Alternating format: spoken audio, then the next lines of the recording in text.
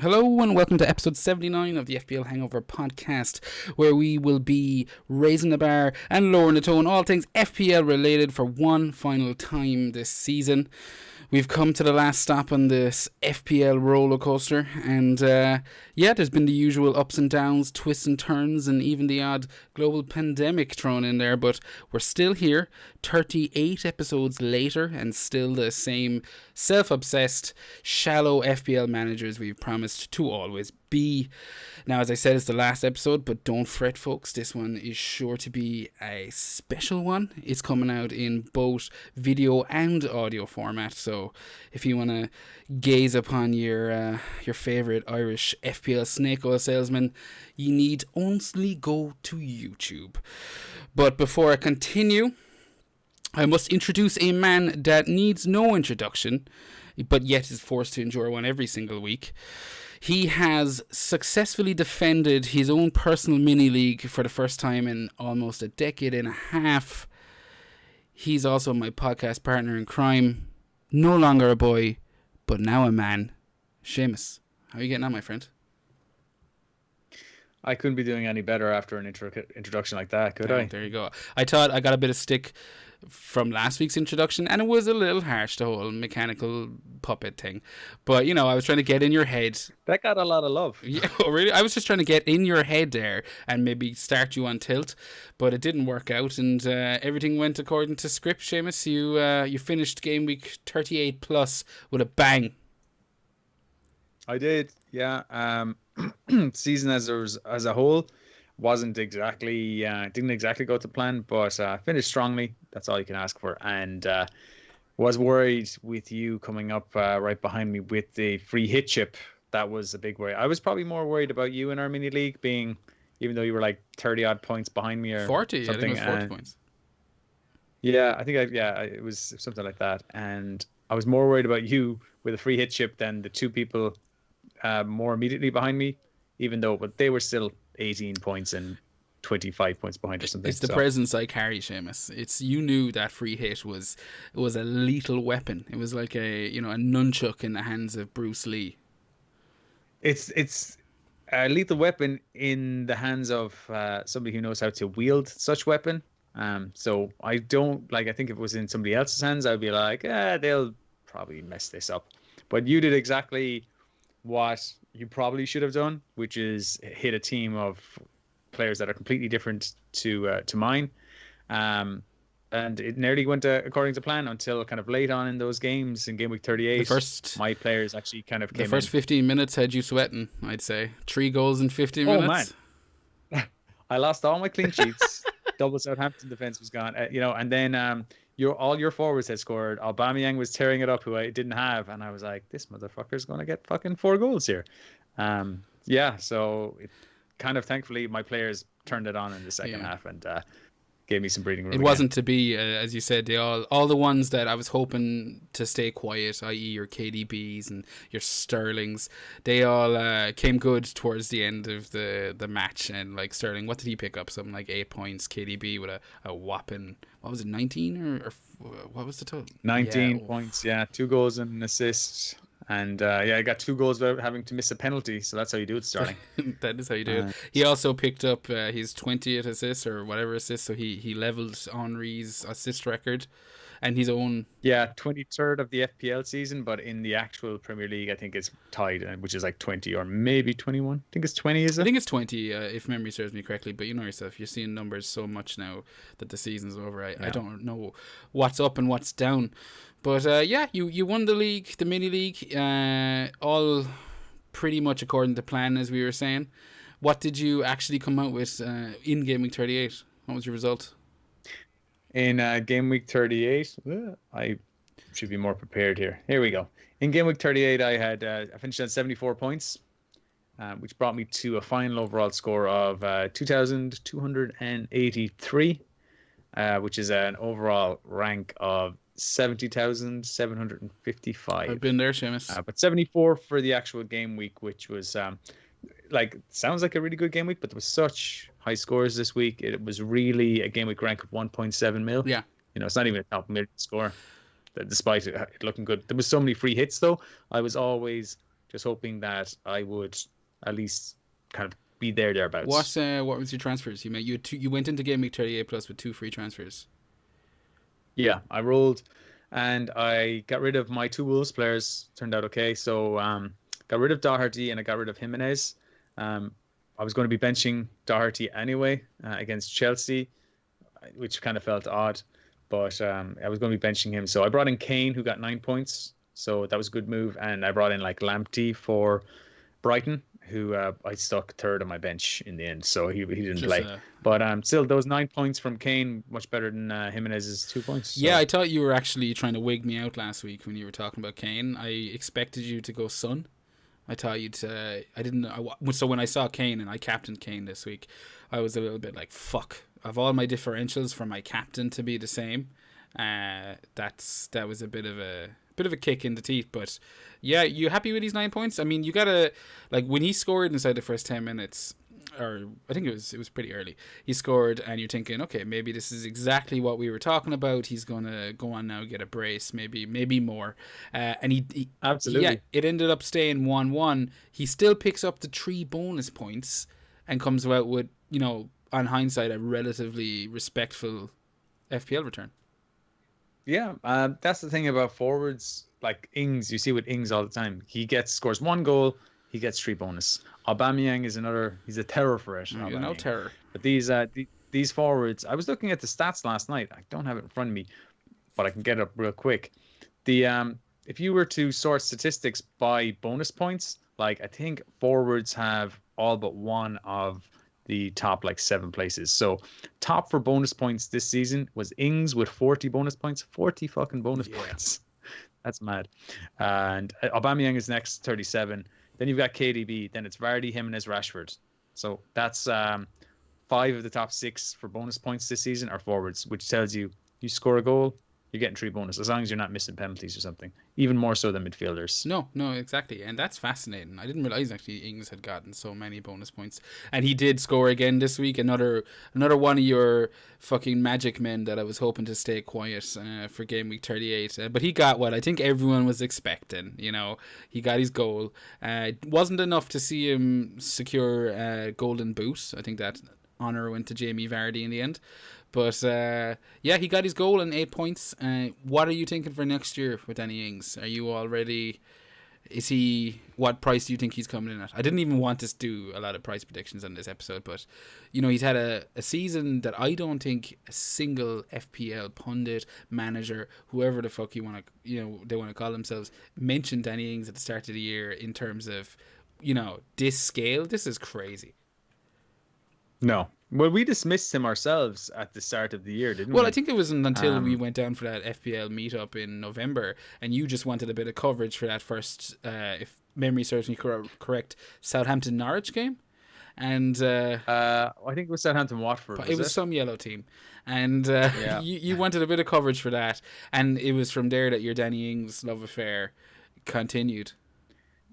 Yeah, I mean, he had scored a few goals before that and he had looked kind of good, but at the same time some of those were kind of lucky, and I was like, maybe he won't keep this up, but I'll get him for a week or two and enjoy him while it lasts, and I wanted him for that particular game week for the reason you said. Scored a goal, got the 3 bonus, and I was like, okay. I think he did the same the following week or pretty soon after. I realized I was onto a winner here, so there was no need to get rid of him. He just kept doing bits, and then before you know it, he had a whole hype train behind him, and I wasn't going to get rid of him at that stage. So I was just onto him, not the earliest. I can't say I was onto him from the very start. He'd already like 5 goals by the time I got him. But yeah, he finished on, what did he finish on? 21 goals. There was a Vardy finished on 22.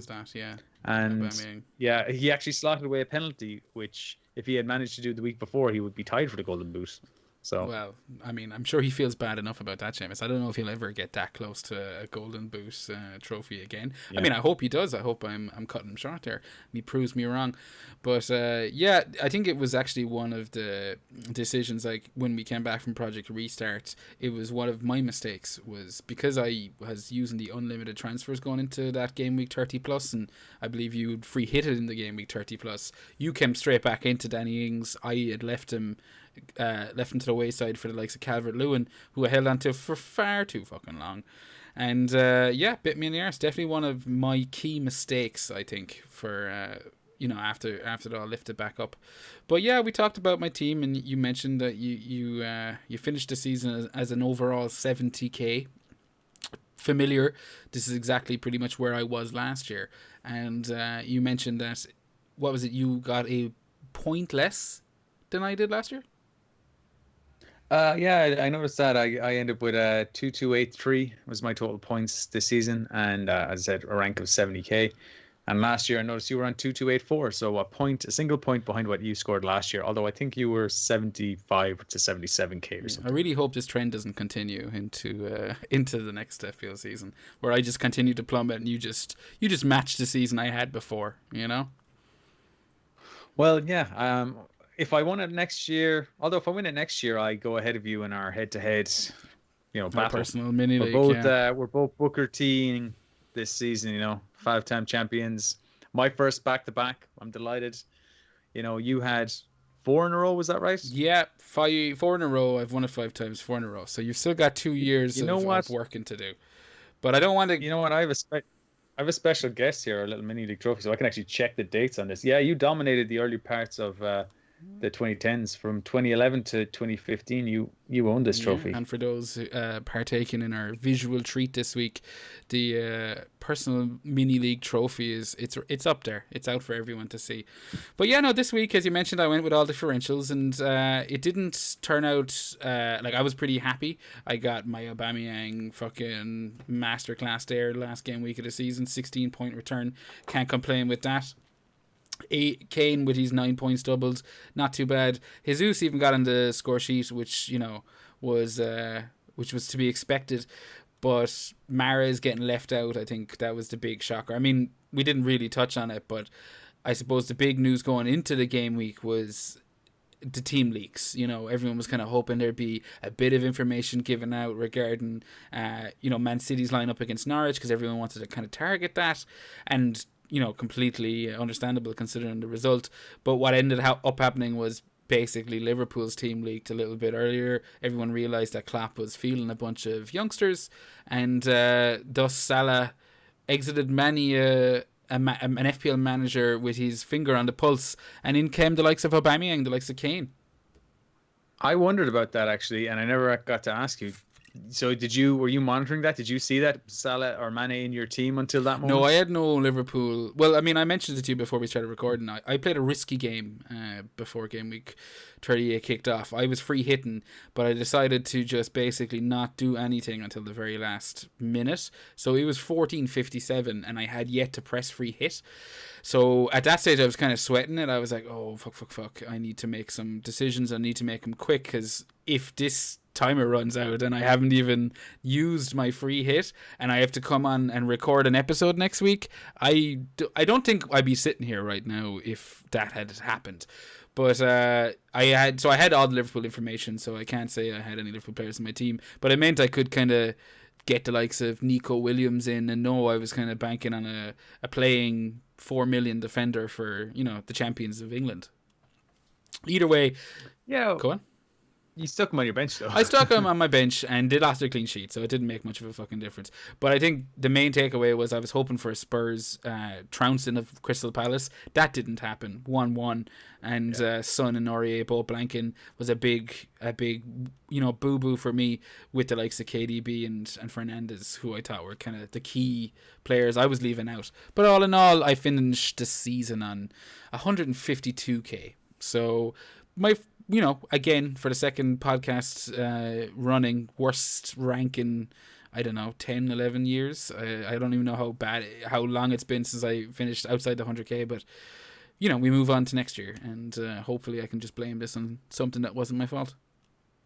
Yeah, I mean, when I saw that, I was like, my whole thing is that, you don't finish outside the top 100k. That's just not something you do.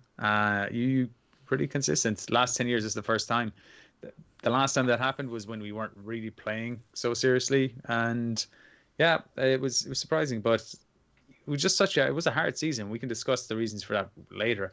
Just going back to your free hit team, I was surprised to see that one of your three Man City players was you had Ederson in goals. Are we doing our teams now, or are you saving that for No, later? we can do. I've been popping them up as we've been chatting away. But Okay. yeah, you're looking at my team, Yeah, Ederson. you went for Ederson in goals. Now I know because I didn't like him, but did you not think there was cheaper ways into, clean sheets there? Now in the end, it turned out there wasn't because there was only two clean sheets in the end, Chelsea and Man City or something like that and Man United was was there anything else to kind of go like you should attack, like get David Silva in, get De Bruyne? Because I think we discussed a small bit before the pod. I was surprised not to see De Bruyne. I know you had to differentiate it up a bit going into the final game week of the season to catch up points, but did you not think James is surely going to have one or two players here who's going to score points? Oh yeah, no, 100%. I was just kind of hoping I was wrong. I mean, as you mentioned before the pod, I had KDB in there pretty much sitting nice and tight. He was the one that didn't leave until the very very end when I was looking at it all, and I was kind of reviewing my approach to it, and I was going, you know what, like you'd be hung for a sheep as a lamb, and I feel like fuck it, maybe Son has one of his double digit days, which he's completely capable of, and KDB is just quiet. Or maybe with the Champions League in mind, he gets a goal and is subbed off in 60 minutes and comes out with like an 8-pointer, so it's not the end of the world. I was completely wrong with that. Like 19 points. Ugh, like not in a million years would I do that, but I also don't think that I would be going into the final game week with my free hit if it wasn't for the likes of the restart rules and how that kind of changed my approach to the game. I was never obviously planning to. I think it's the worst game of the year to go into with your free hit because rotation, some teams have done to play for. You're always kind of looking out for that, as we mentioned in last week's episode, that kind of big turning match, that 6-1 Stoke, 7-odd Middlesbrough match. That didn't actually happen this year. As far as I'm concerned, there was no big shocks. No, there was no big shocks. There was some big scores, but they were kind of predictable scores. Don't think anyone was too, shocked with 3-1 to Liverpool or 5-0 to Man City. Yeah. These were expected results. The only two games you couldn't really call that were tight that you couldn't really predict would have been the Wolves-Chelsea game. That could have went either way. And I think I would have always went whoever scores first is probably going to win that game. Turns out it was Chelsea. They got two quick goals in succession. Then the United-Leicester game was another one you couldn't really predict. And again, in those type of tight games, it does always feel like who scores first wins or possibly a draw. The Burnley game was a surprise. I didn't think Burnley would lose to Brighton, but when the pressure's off, when they can score, I mean, the first goal they scored was an absolute worldie from Basuma, wasn't it? He scored a cracker. That was Pope's golden glove. Hope's kind of gone. So at that point, they're Burnley for like, well, we might as well concede 2 or 3. So, and they're duly obliged. I was happy surprised. to get an assist for Peters. I doubled up on the Burnley defence because I knew you wouldn't be coming in with Burnley. I mean, I thought maybe if you were downgrading, and you did downgrade with the lad that you put with Lamptey, but I thought, okay, maybe he doesn't have Burnley. I double up. I thought they had all made points, as you said, about Pope's chances of winning the Golden Gloves, and they were saying like, oh, we just want to do it for him. So you knew that like a clean sheet was on their mind, and that's so rare in FPL to kind of hear players talking about wanting to keep a clean sheet for a specific reason in that one match. So I said, fuck it, go in with the Burnley double defenders. They were so cheap. Long 4.3, Peters something 4.3, something similar to that, maybe a little bit more, but they're dirt cheap. And Peters did get an assist, so he did come out of it with a 3-point return, but not the maybe the 12 and 8 I was hoping for. In a game week where there was very little clean sheets, as I said, I think there was 3 off the top of my head. I'd have to double check that. There was very little attacking returns for defenders as well. I mean, Van Dijk scored. Other than that, I'm not sure if I can recall any other defenders who ended up in the points from goals or assists. So, it's something. And you got an assist.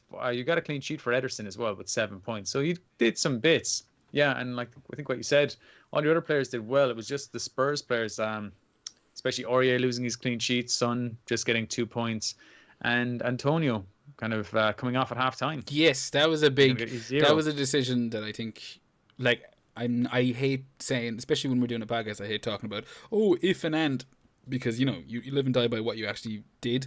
But with Antonio, there was a toss of the coin regarding Grealish and Antonio, because I was kind of thinking, look, Villa needs something here. This is a big match for Villa, and to take a bit of who got the assist talisman theory, I'm like, Grealish, if it's going to come through someone, and he's going to have a big day, it's going to be Grealish. And he did score, and he did come out of it with, I don't know, something like 8 points or something like that.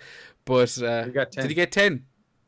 Yeah. So there you go. That's a big fucking one where I look back and go, oh look, if I had went left instead of right there, I'd be laughing. But with what Antonio had done for me since the restart and since I got him in with his something like 5 goals, I was kind of, and I knew he was my differential as well anyway between the two lads I was chasing. Yeah, I think you could reason out fairly easily that he was a solid option. But I think we're humming and hawing about our own teams a bit much, Seamus. But I suppose that's what the final episode of the season is all about. We're looking back. We've got our retrospective sunglasses on, and there's no game week 39 to look forward to. So I guess there isn't. But there is a game or a whole new season starting in, what was it, September the 21st, I believe, was the date they announced. Yeah, it's about 6 weeks or so. Nearly a full 6 weeks, and it makes us wonder when they will release next season's FPL. We both reckon it's about a fortnight away. I reckon about a month before the season kicks off, in and around that. Would you agree with that, Seamus? Yeah, I think so. I think early August, second week of August, first week of August maybe.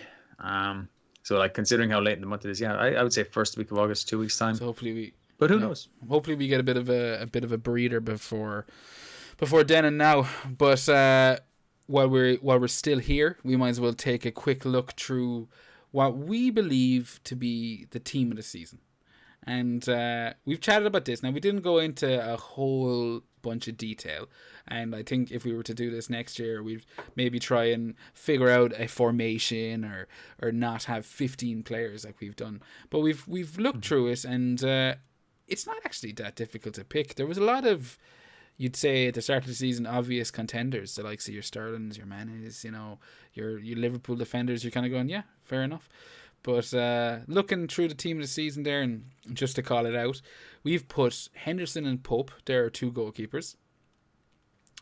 Robertson, Trent, Lundstrom, Doherty, and Sunku are our back 5. Sunku more of an honourable mention than, because I know the budget's probably a bit shite here. Salah, De Bruyne, Mane, Sterling, Fernandes as the midfielders. And Ings, Vardy, and Jimenez are our strikers. So bringing it back to the goalies there, we've got the likes of Henderson and Pope. Seamus, tell me about Henderson and Pope. Why are they there? Yeah, those are the 2 that were the clear standouts for me. I mean, there was honourable mentions to Schmeichel, who finished at 156 points, and remember Gaita at times during the season played well. But Pope was the man. 170 points this season from 15 clean sheets. 50 goals conceded, so he actually conceded quite a bit if you think about it. But he still ended up with like the second most clean sheets after Ederson. He had 1 penalty save, 23 bonus points. That's a huge amount of bonus points. Henderson then was next with 160 points. Now he did play 2 games less because he couldn't play against his parent club. He had 13 clean sheets, 1 assist. It must be noted. I remember that game week particularly. He conceded 33. So he actually conceded 17 goals less than Pope, but ended up with 10 points less. He had 1 penalty save also and 16 bonus.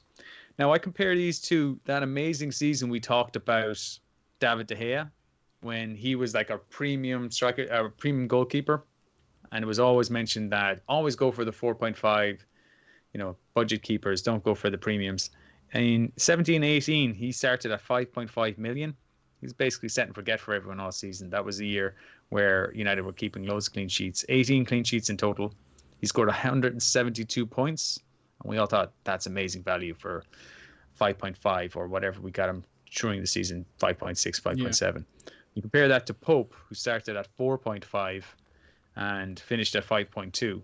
In fact, both Henderson and Pope started at 4.5 and finished at 5.2. And they're both keepers I had during the year. They are exceptional value. They're like, Pope is pretty much matching that David De Gea season for a whole million cheaper. You just sat with him all season. I actually started with him and I got rid of him after something like 15 game weeks, and he really kicked on. He was only okay for me. I got Henderson at that point, who was really good for me. If I just stuck with Pope, might have been even better because Pope really went on a run after I got rid of him. Yeah, no, he did. He had a smashing season, and I think I did the same as you. As from what I've gathered, a lot of an FPL manager did. Do you know, it was a poor run of fixtures for Pope mixed with a couple of missed clean sheets in fixtures that you'd expected better returns from, and I think that all culminated in your perfect storm to see a few managers get off him. But as you said, considering how much praise we heaped upon David De Gea, and you could say that whole David De Gea season made us think longer and harder about how we approach goalkeepers before, at the start of a season, i.e., as you mentioned, cheap rotating keepers or a set and forget. And for Pope to smash that for a Burnley team coming in a 4.5, that's a season that FPL managers will remember for a while, I think, and we'll be thinking about that next year when we go in. I've already seen a few FPL managers talking about, oh, I don't care what price he is, I'm getting Pope in my team, and I'm like, are you kidding me? It's Burnley, let's not forget. I know you're shaking your head, and you're spot on. I did the exact same thing, but yeah, that's. Well, what do you mean? What do you mean? It doesn't matter what price is. Price is the critical thing here. I mean. Yeah. Get the goalkeepers who make the most saves and keep clean sheets and are in teams that get bonus points. There's no one else in Burnley. He gets the 3 bonus points a lot of the time when they keep a clean sheet because they haven't got those defenders who bring the ball out of the back and making lots of successful passes and stuff like that. So there's no one else get the bonus points bar maybe the striker who scores. Yeah, if a midfielder scores, it usually goes to Pope. Yeah, no, exactly. Now, switching to the other goalkeeper, Henderson, he's a player that I don't think many are looking at for next season because of his predicament, which happening to be a Manchester United asset, and we all kind of wonder what that's going to mean going forward. De Gea's had a pretty sloppy end to the season, very sloppy. He also let a shot go at the weekend from spilled a shot that Jamie Vardy nearly got on the end to, and I think if that had gone as many a manager or many a viewer thought at the time, we might be kind of nine De Gea out of the Old Trafford squad, which is a bit strange. But I'm fucking getting distracted. Henderson, perfect and capable replacement. He's coming back to United. What do you think is in store for him next year? Well, it depends. It's not set in stone if he's coming back to United next year. That's what I would say. There could be an agreement made with Sheffield United again, but that's a decision Ole Gunnar Solskjaer is going to have to make. I assume he's going to be with United at the start of the season when the game launches.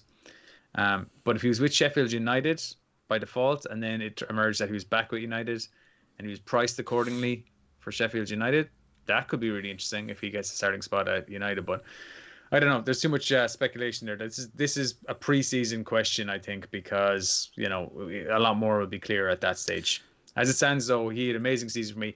I did a quick tot up of my total goalkeeper points I got this season. Yeah. 179 from 4 different keepers. So I kind of outdid the whole set and forget with Pope for the season, but only by 9 points, and I could have saved myself a couple of transfers there. Yeah, I get you. So what are you taking with that for next year? Well, it's all well and good if you get on the best performing goalkeeper in game week 1, but after game week 15, there was nothing to tell us that Pope would be by the best goalkeeper by a margin. There was always the chance that he regressed and ended up 3rd or 4th and ended up with 150 points. So there's a lot to be said about setting and forgetting. Yeah. If you're confident in your convictions that who you got at the start of the season is correct. But I'm definitely going to be getting another 4.5 goalkeeper next season.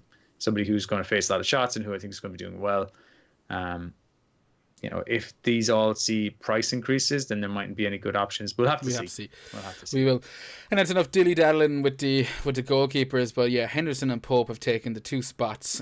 We've been a bit cheeky with our picks again this year in regards to Liverpool. We actually have 4 Liverpool players in there, which, as I mentioned, if we were to be a little bit more organised, probably would have set out some guidelines for ourselves. But it was hard not to, to go with the 4 players, especially when you think about it. And in defence, we've gone with 2 fullbacks, Robertson and Alexander-Arnold.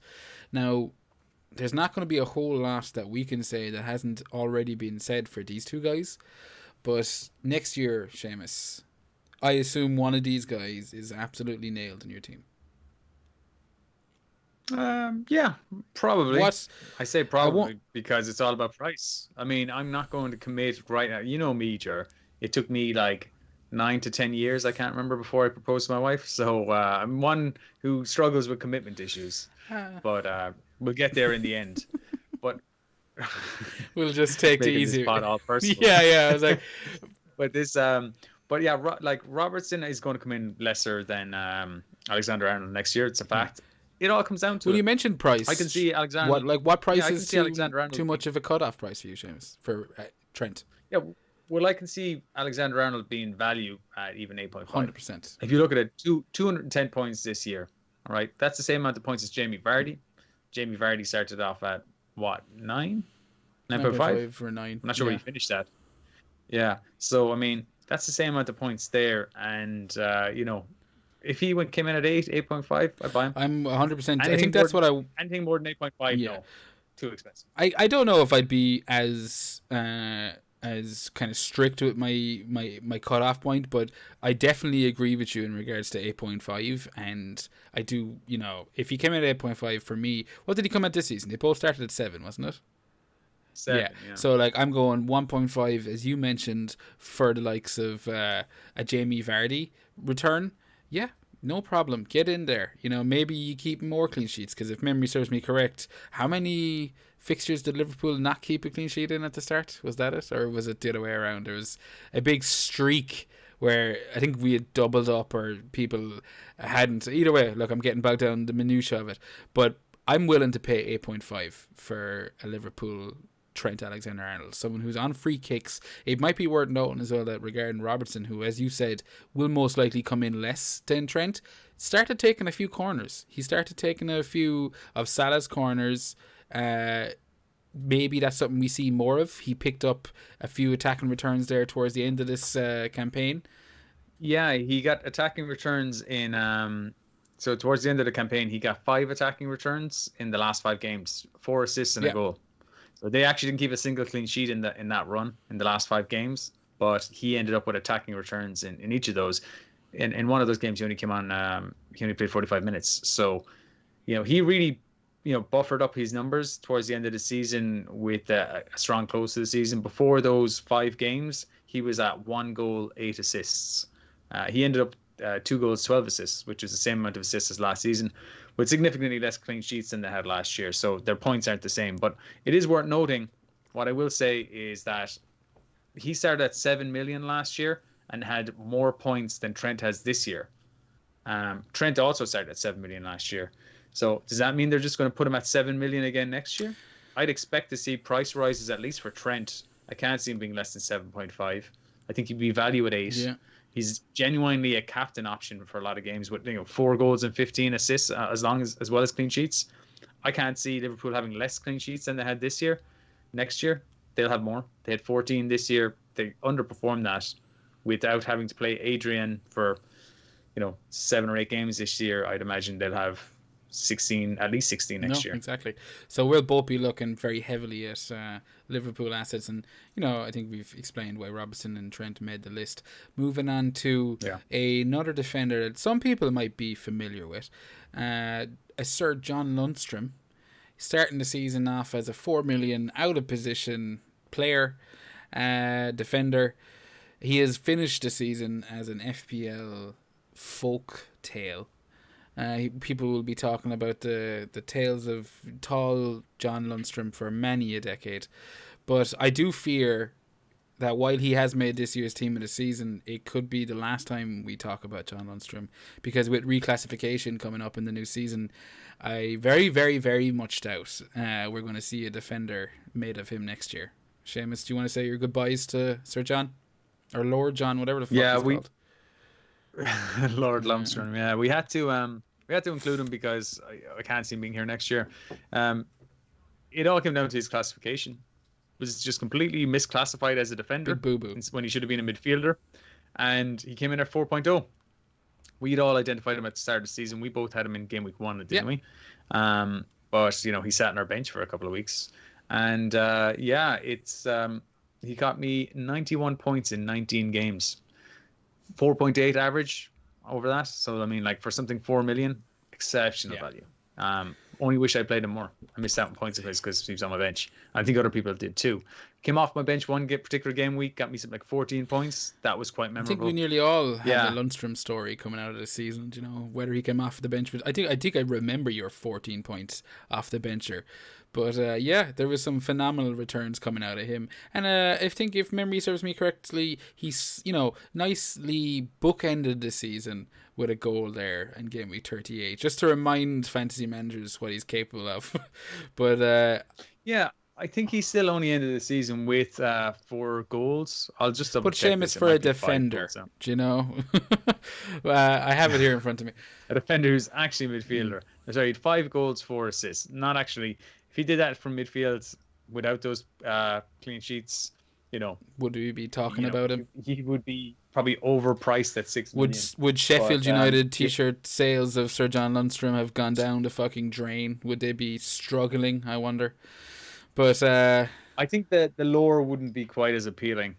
But at the same time, he was classified as a defender this year, so he has gone down in folklore. He was like the Aaron Wan-Bissaka of last season. Yes. Let's just hope United can sign him. Yeah, but I mean, again, even like Wan-Bissaka wasn't OP. He was just incredible value. But Lundstrom, he was a one in a million chance for us, and I'm happy to have been there, Seamus, and I'm happy to have talked about it.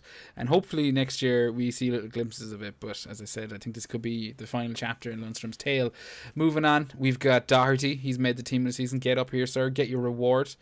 Again, pretty much what we expected from last year. Heftier price this season. 6.5, ending the season at 6.5. Seamus, how do you definitely were more of a Doherty owner than I was for the majority of the season. Team of the year. Yeah, he was 6.0 at the start of the year, ended at 6.5, got that price right. He actually outperformed. He did better than the previous season, which isn't a surprise considering how Wolves are established now in the Premier League that bit more.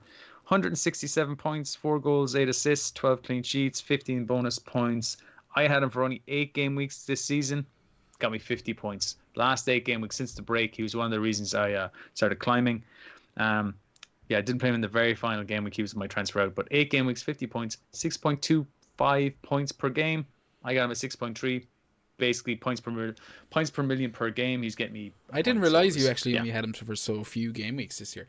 Do you think that was a mistake based on what he got? Well, I think I got him in at a good time. Not you specifically, but like the two of us we weren't, maybe it was the price for a Wolves defender. You had options there. So I know I wasn't looking at him too much until, we'll say, maybe just before it all went to pot. I remember we had both transferred Doherty in. But do you think we could have, we shouldn't have been put off by that price point? I don't think we... With hindsight, 100% with hindsight, I think you're right. It's hard to tell. It was at a time where everyone went big at the back game week 1. If you can recall that, we all had I had Trent, Van Dijk, and Dean at the first game week, and slowly transitioned away from that. And if Doherty had been, fit and ready at that stage, I might have gone Dean to Doherty, but he was struggling with fitness issues until maybe game week 5 or 6. So I kind of missed the boat, and then it was to be honest, until Wolves started their backline, until Bolly came back, Wolves defensively weren't half as impressive. They weren't. Once they got better, that was the time to plow in on Wolves defenders. What price do you think he's coming in at next year? I think he's coming in at 6.5. That was the price he ended. I don't know. I think most likely 6.5, 6.5. Yeah, fair enough. I don't see him being cheaper than 6, and I think 6.5 would be the max I'd probably be willing to pay for him. But good point. An honourable. He won't come in more. He won't come in more. And a good guideline is the price that somebody ends on at the end of a season is usually pretty close to where they start the following season. Yeah, no. Fair enough. Honourable mention for Seyuncu. He did make our defenders list there. I think just because it was his first Premier League season, as far as I'm aware. Fancy Premier League season. I hadn't heard of him as an asset. I'm sure he was maybe sitting on some team somewhere, but really came in at a nice time when Leicester were keeping some good clean sheets, and yeah, I think next year, depending on what time, price he comes in at, he could be one to watch. Midfielders though, Seamus, as I said, kind of nothing that we wouldn't expect. Again, Salah, Mane, they're in there. You know, it's gonna hard to be not talking about these lads next year as well. Yeah, it's a bit. It feels a bit dull. Yeah. You know, we've stuck in the two best City players and the two best Liverpool players, but like De Bruyne is player of the year as far as I'm concerned. Top point scorer in FPL this year with 251 points. Hashtag my player say, of the year. Yeah, the stats say it all. Like, you know, 13 goals, 23 assists, plus he had 18 points there from clean sheets. This is what you got to, you know, reckon with Man City. They still pick up these points from clean sheets. 35 bonus, just amazing. Yeah. You know, he started at 9.5, which is crazy. There's no way he's going to be that next year. You know, if he'd be valued at 12, to be honest. So without their ban in Europe, with things that's been overturned, you know, he'll be one of the first players I look to see what price he is next year, and I'm sure he'll be in my team. Sterling, really good start with a hat trick. Bit iffy for a while, then very hit and miss. Went off the boil, and then finished the season like a fucking single-handedly won you the Tiger League, Seamus. Yeah, he definitely went a ways to help him with that. 204 points, 20 goals, which is his highest ever. 6 assists, not as much as he has had in previous seasons. 13 clean sheets and 20 bonus points. So yeah, he's no surprise there. And then Salah, Mane. What can you say about these guys? Mane is now performing to the same level pretty much as Salah. Still ended up with a few more points than him. Compared by the end of the season, but there was 12 points in it, considering that Salah started a whole million ahead of him last year. I can see them both being the same price next year, and yeah, 100%. An honorable mention there as well for a Bruno Fernandes. I think the changes he made to the United team, in not just by being an addition to FPL, but in regards to Rashford, Martial, Pogba, to a lesser extent Greenwood, all of these lads becoming options in FPL because of Fernandes' effect on the team, I think definitely worth a shout.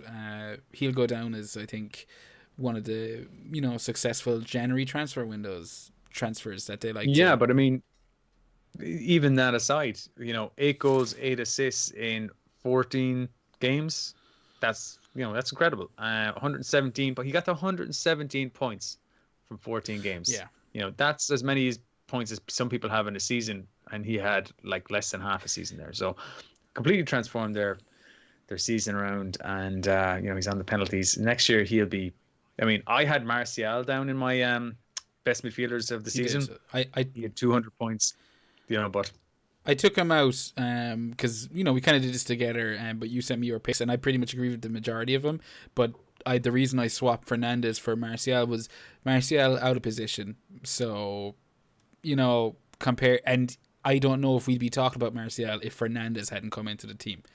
Do you get me? So that's kind of where I was like, he's the one we're talking about. But regarding Martial, next year, sure to be classified as a forward. And yeah, I wonder what that'll do for him. I've read there's already, you know, postseason narratives forming in the FPL circles. You've got the likes of Bruno would never be getting these points if he wasn't on penalties, which is such a bullshit argument. If my aunt had wheels, she'd be a bicycle. Do you know what I mean? It's, what the fuck does that mean? I've heard your aunt is a bicycle. Whoa! Not cool. This is live, Seamus. I can't edit out that kind of shit.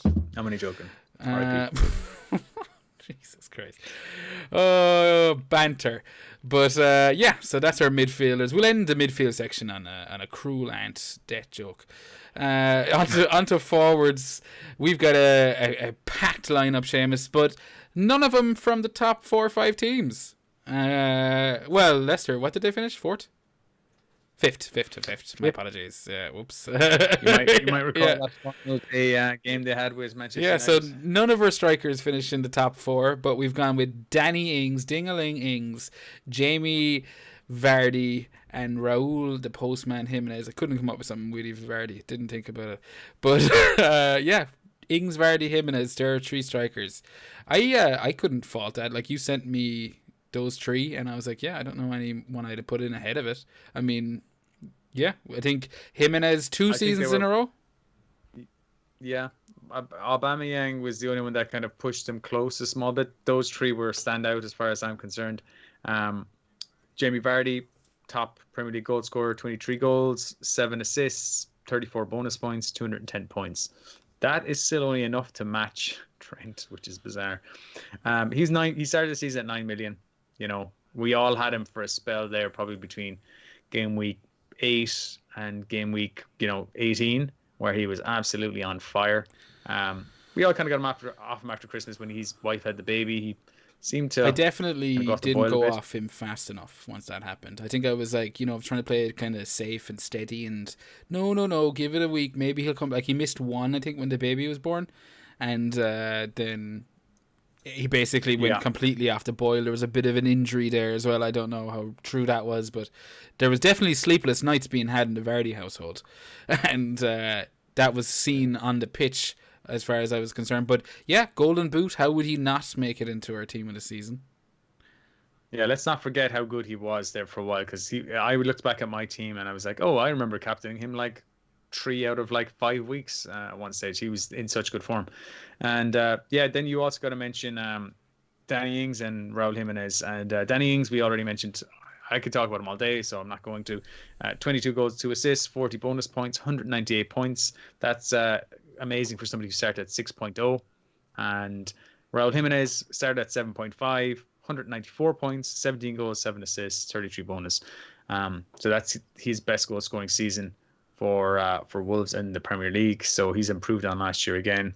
And so Um, have Wolves, and I think they'll definitely be one of the assets I'll be paying a lot closer attention to next year, because I don't know about you, Seamus, I can't remember, but I know I wrote them off a little bit in regards to suffering from Europa tiredness, and I was just wrong. I was just flat out wrong. I mean, they did drop a bit towards the end of this season, down into the same kind of ranks as last year, but yeah, I thought they were fantastic. I think Espirito Santo has pretty much made a name for himself as one of the top managers in the league at the moment, and yeah, I'm looking forward to seeing what prices they come in at next year. Jimenez finishing the season at 8, I see him being a 9 next year. Do you think? well, we can get into this game if you want. I can see him being 8.5. I can see Ings being 7, maybe 7.5 next Yeah. year. I can see Ings coming in where Jimenez was last year in a similar kind of position, maybe not even quite as high, but and Jimenez being, I can't see him being more than 8.5. Yeah, we'll see. I mean, I don't want to get into the game too much, as you call it, but considering we're not going to be doing an episode until the game's probably released, and we know all the prices, there won't be much fun. We won't have much time to predict them. But yeah, no, I think I have a feeling that we might see a 9 million Jimenez next year. I think they need to create more kind of milestones forwards. I mean, there's talks of Aubameyang being reclassified as a midfielder for next year. Like, is that a possibility? Rashford going back into the midfielder slot. I know you're shaking your head, but you can't say that there isn't valid reason to think it's a possibility. I hate all that, but then when you look at the fact that Mane and Salah are classified as midfielders, That's what I'm saying. yeah, I don't know. Like, but to be fair, Salah and Mane don't, they do play on the wings. And we're not getting into this. I think we did this in the last season's review. I'm just saying, if you want to play this game, we can have a whole pod about it. Yeah, I mean, ideally, I think they should make them all forwards. Yeah. And I also think they should get rid of this four points for a goal for a striker, and it should be 5 for basically every player. Fair enough. But You've always been a radical thinker, Seamus, and today is no surprise. But that was our team of the season. If any of you have different suggestions, or if we missed out on any obvious ones, hit us up on at FPL Hangover. Abuse Seamus. Tell him pretty much what I would do in every episode. But team of the season out of the way. It's time to move on to the section that I know everyone who's still listening was waiting for. And that's our roundup of the FPL Hangover Podcast Mini-League. Seamus, you've taken a look at this. We've already mentioned them on the social media. The social media. Winner. the Mini League winner, you have it up Alan here. Finucane. Yes, a Limerick man. Yes, yeah, you're dying to say that. That was the first thing you said when you found out who won. Yeah, I love it. I'm just thinking how much it saves us on shipping. You know, the fact that we don't have to send the prize over to Christian Arstad in Norway. I'm thinking, we can actually get a third season out of this podcast. Yeah, Sure, this is going to bankroll next year, basically. Yeah, yeah. But yeah, the mini league itself, it was hard to kind of keep up on top of it, the updates as the season went on from the restart, purely because of the amount of games that were happening so thick and fast, and we were recording mid podcast, things like that. And yeah, Christian, he was kind of up there the whole time. Didn't really even see Alan's ascent to the top until he was up near the top. And I think last week was the first time I took notice. Our friend Carl Byrne, who's FPL Crypto, ended up finishing third. David Sexton, the High Sexton, who led for large portions of the season, ended up in fourth. Emil Seidlich, is it? In fifth. I'm trying to read this from your screen. Rossi, my friend Rossi ABU, who's at FPL Rossi. Seamus Kennedy, another Roscommon man living in Limerick, finished sixth. Luke Burgess, another man. I was surprised that Luke Burgess, he was number one for months. We definitely had a few episodes with Luke coming out at the top, and it looked like he was running away with it at one stage. Yeah, he was miles ahead at one stage. But yeah, look, it fell away a small bit, but he still had a fantastic season. Paul Galloway, who's been in and around the top 10, top 5 all season, in number 8. Connor Kelly in 9th. And then we've got Neil Bolster in 10th, and he is FPL Rogue and another good friend of the pod. I believe that's Niall, top 10. No, it's Neil. It's the Irish. Oh, yeah. Bollocks. I've made an absolute holy show of myself there now, Seamus. But no, exactly. Rogue getting in the top 10. There's some, I'm just delighted to see some regular names that I know up there. Crypto's had an absolutely fantastic season. I do agree with you. I think Fruity himself, Fruity Finucane, just flew straight up there. Didn't see anything until he threw a shot across the bow on Twitter a couple of weeks before it all ended regarding a Limerick man taking this title home. I know you're delighted to be saving money on the postage. I'm definitely... I just wasn't expecting it. I thought, with the kind of diversity of people listening to this show, there's no way a fucking Limerick man who is going to casually take the league code that we throw at the start of the season is winning it. And yeah, I'm wrong. So fair. I was happy it was an Irishman. Yeah. I don't really care who wins it, but I'm happy. It's always good to see a local lad win it. See, we're a Limerick podcast here in Ireland, and it was a Limerick man that actually won it. Neither of us know this guy. I was talking to him the other day. He ended up finishing in the top 1K. Yeah. I think he is 900 and something was his rank.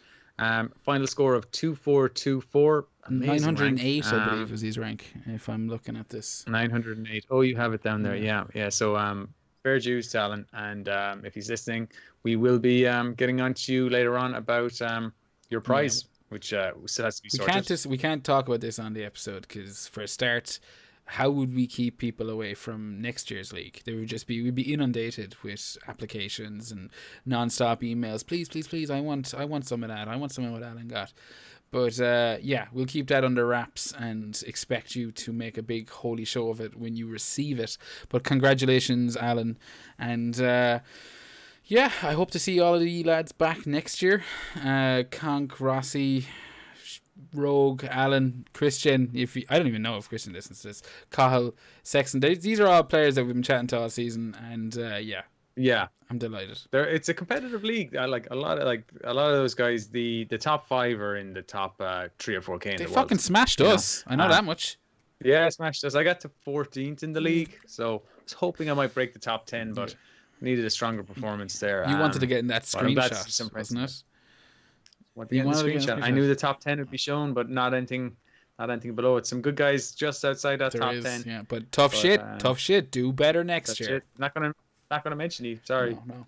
So that's the mini league. There is another league that we have been pretty much blabbing on about for 30 odd episodes. We didn't really take it up too much from the project restart, but our balls to the wall.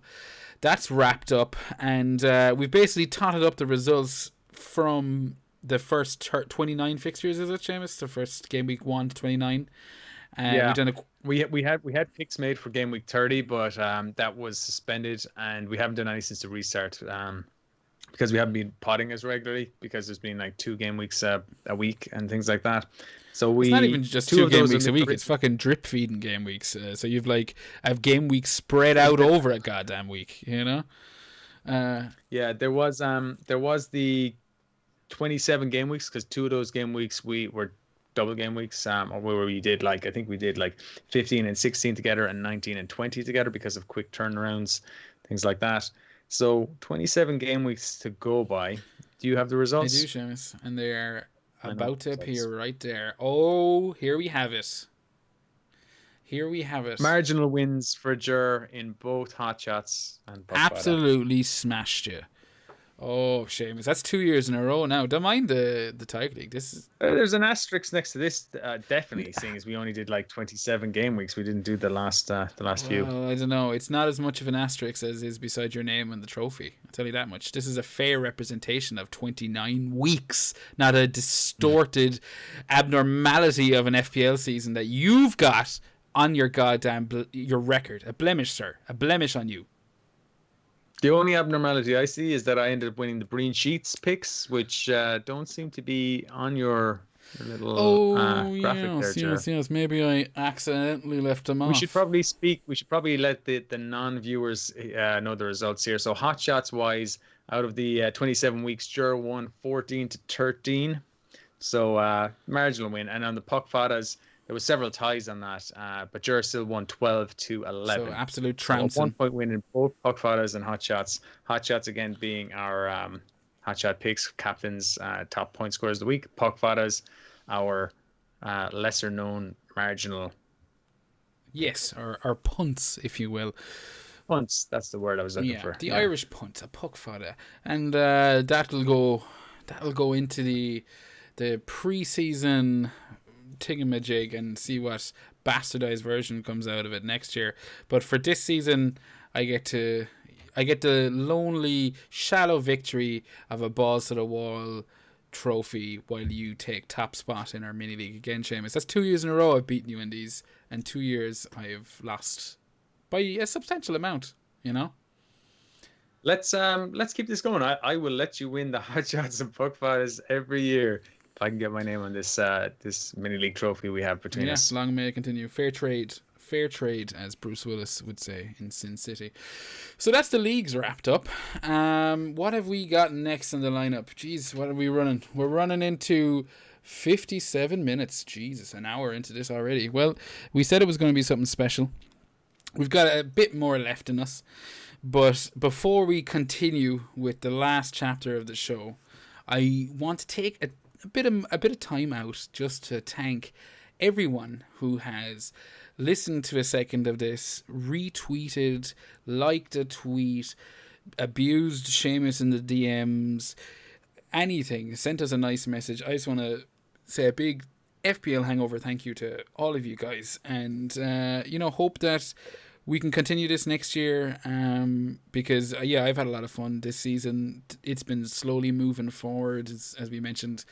We're doing a visual format at the moment. This is our first time doing that. We're breaking our cherry on that right now, and I must say it's been pretty gentle, not too rough. Lots of lube here, so it's all going well. But hopefully next year we keep this momentum going and constantly add to what we give you guys. But yeah, for everyone that listens to this, a big thank you, and I hope you enjoyed your 2019-2020 season. Seamus, do you have anything to say to? Yeah, I'd echo those sentiments, sure, because we enjoy doing this. We enjoy just if we weren't recording this and putting it out there and have a bit of a format, we would probably be talking shit to each other about this in the pub. Maybe a bit more explicit. Not that it's not explicit already. But, there are times where this becomes a slog and it's hard work, and there's times you don't want to talk about a bad game week or anything like that. And, it's hard to keep going. We haven't really missed a game week.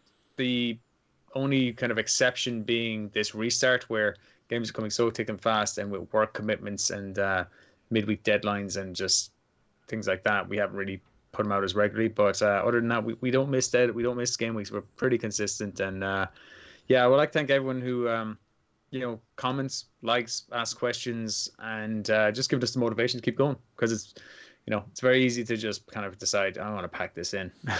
But this is what we love talking about and doing. And yeah, I think we will be back next year. Yeah. Even stronger. Well said, Seamus. Well said. So that's all the main things out of the way. I just wanted to leave this bit towards the end because, I know that you've probably listened to a lot of podcasts. Maybe you're just done with FPL till the next season starts. But who wants to listen to us talk about lessons we've learned and what we hope changes going forward? If you do, stick around. If not, here's your chance to hop right off. But with that in mind, Seamus, what is the number one lesson that you've taken away from the 2019-20 season? Whoa, number one lesson, put me on the spot. It seems to be you got to nail your captains. Yes. This is what I'm thinking here. And how you pick your captain. I mean, I did a bit of analysis on mine. I ended up getting 512 points from my captains this season. I had 12 blanks. So what's that? 26 captain returns. A blank being 2 to 4 points. Salah was my most captained, got me 168 points. Yeah, and if you don't nail your captains, if you're getting those wrong, this is the difference between you and me in our mini league. Oh, I fucking know. I doubted yours up too. You got 455. You had 16 blanks, and look, a large portion of that will be your triple captain with Mane, where I went triple captain with Salah in what was it, game week 24. Think of how different the end of the season would have been if I had not triple captain Mane. In regards to none of this offensive play, I'm going to take it by the scruff of the neck, I got to make changes.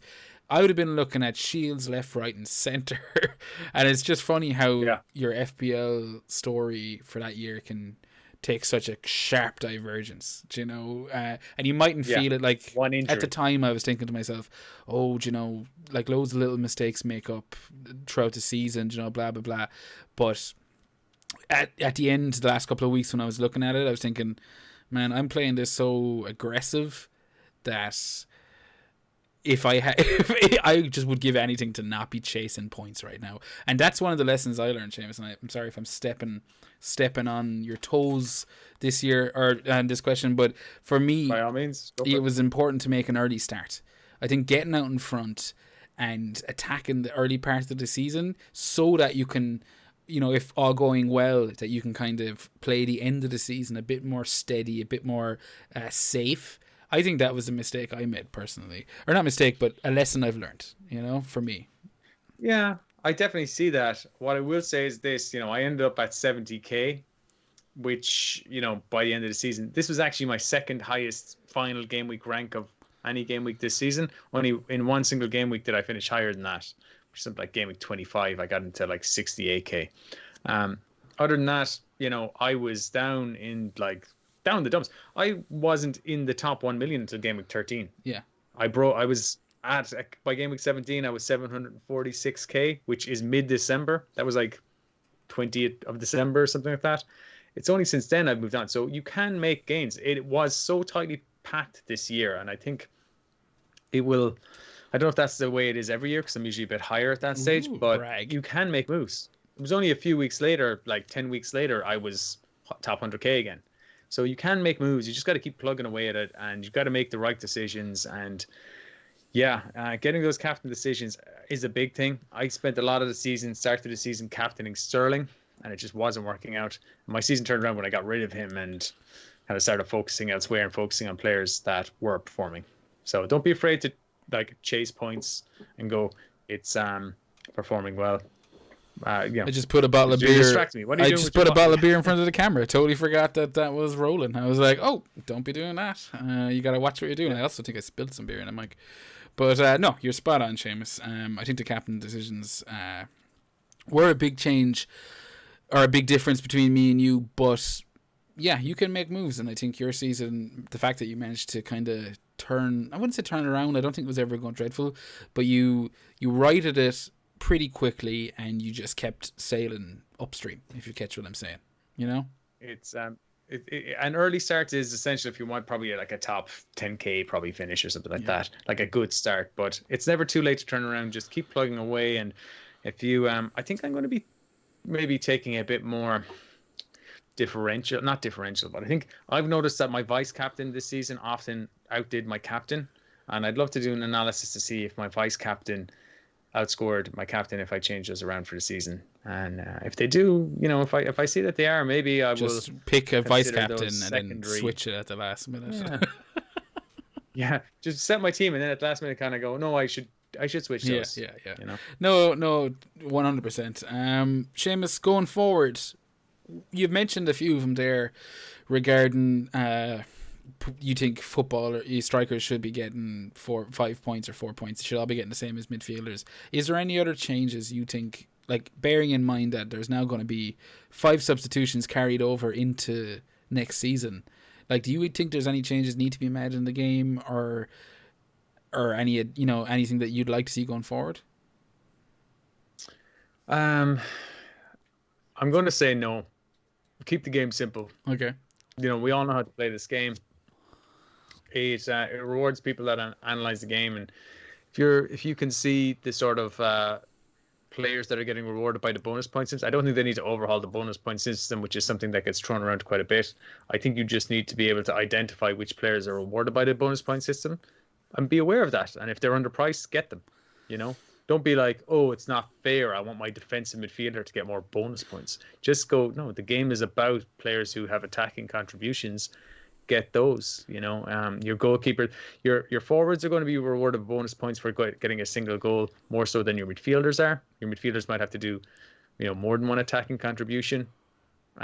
Missed shots, they count against you. Successful dribbles are good, things like that. There was a question, actually. We had a few questions there this week, and one of the not to get into questions here because we're not doing a drunk tank, I don't believe, but one of the questions we got from FPL Rogue was interesting. He was kind of mentioning that the one real variable that has a very dynamic impact on results is the captain pick each week, the captainship. He was saying, I don't want to remove this, but I think a second nearly equal variable should be added, i.e. a vice captain as well, or the ability to switch captain at halftime for a hit and only amass points for the second half on the new captain, plus the points of the first half for the original captain. So a new chip like that, perhaps. What do you think of something like that? I mean, that's interesting. I do like the idea of new dynamics being brought into play. Not totally against it, but I am a purist. I think I know the game. Nothing wrong with the game. We all know the rules. Let's keep it as it is. VAR is enough of a minefield to work with. Yeah, I think for me, I wouldn't be as stringent on keeping it as for lack of a better word, pure, as you put it. I would be I do think the bonus point system needs to be looked at a bit. I think Harry Kane coming out of, as I mentioned before we started recording, Harry Kane coming out of that game against Crystal Palace with 3 bonus points is a bit mad for me. I'm going, really? Okay, fair enough. Maybe I didn't watch the game, so maybe I'm wrong with that. But that was just an example of a couple of times this season where I'm going, you're getting BPs, you're getting BAPs for this shit. Fair enough. I've seen 1-1s where the goalkeeper is up and around the bonus points and he hasn't made a save. He's made 2 saves, so he's a bonus point save there. Little things like that I'd see changed. Looking at Rogue's question, I like the fact that the captaincy, even if it is the thing that fucked me this year, is such a heavily weighted variable in the game. Personally, I think it means you gotta get that shit right. You can have your punts, you can have your shields and swords, but at the end of the day, your captaincy is what's making your game week.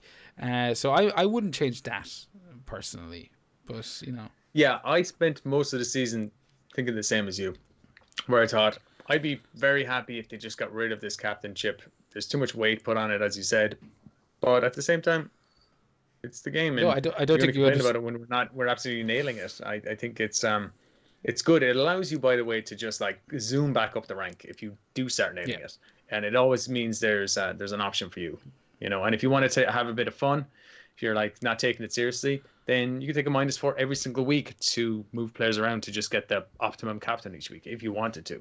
And you could still make moves. I like it. That is a very interesting option he's mentioned there. There is that is it Elite Assyrian the Norwegian league that has all these interesting chips, I would be interested in that. The one change I think they should make is just give, the same amount of points for forward to score as a defender or midfielder to score. I don't know why you get 6 points for a defender. I guess they don't score as many. Well, that's But definitely like, why a midfielder gets 5? They should all be getting just 5 points for a goal. Even if defenders get 6, but midfielders and forwards should get 5. Considering that most defenders are midfielders, like Salah are actually forwards, and a lot of forwards are actually midfielders. It shouldn't really matter what they're classified as much. Then the only difference will be, and they should get rid of the 1 bonus point for midfielders getting a clean sheet.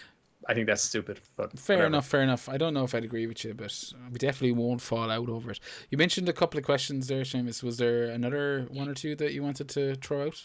Yeah, there's a few. When they noticed we were doing a pod, I kind of said, look, we're doing a pod. Any quick questions?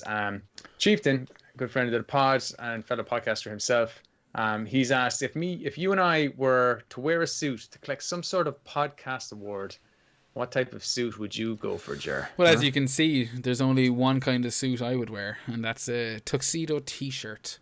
And I would be up at the front row, and I'd be hammered drunk. And I would just be headbanging to whatever Lynyrd Skynyrd tribute band was playing, Yeah. You, Seamus, are you going with more of a Dumb and Dumber outfit?